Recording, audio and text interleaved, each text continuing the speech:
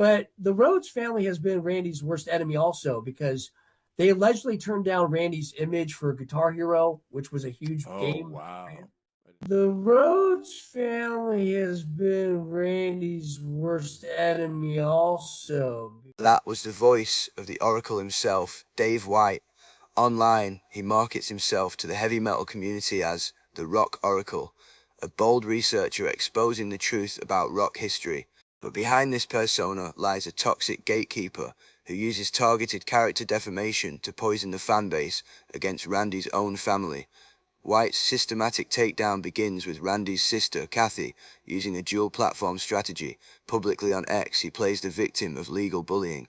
Privately inside his closed Facebook groups, he spins an unhinged web of corporate tracking conspiracies. On X, Wight targets the family's integrity, posting that they had their asses handed to them in court, losing 12 counts, and were found to be misremembering stuff. When independent fan groups rejected his toxicity and banned him, he immediately devalued Kathy's historical standing, calling her a nobody who is only good for the same 2 or 3 stories we all know. He treats Randy's own blood like an outsider, posting that Randy's sister were really there during key eras, and accusing Kathy of a real betrayal for holding back an unreleased 1982 Cobo Arena concert video. But the public mask drops entirely inside his private Facebook rooms. Away from scrutiny, he directly accuses the family of commercial fraud, claiming Kathy hired a corporate ghostwriter from a Hollywood PR firm to completely fabricate Randy's childhood diary to sell to fans at a premium price. He even targeted the official charity drives, telling his followers that the donation cash meant for music scholarships at Musonia is siphoned off into Kathy and Kelly's personal pockets to fund their private lifestyles.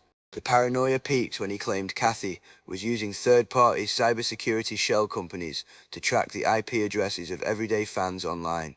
Yet, his own logs prove he is the one explicitly commanding his followers to pull mod logs, run background checks, and harvest profile links of anyone who disagrees with him.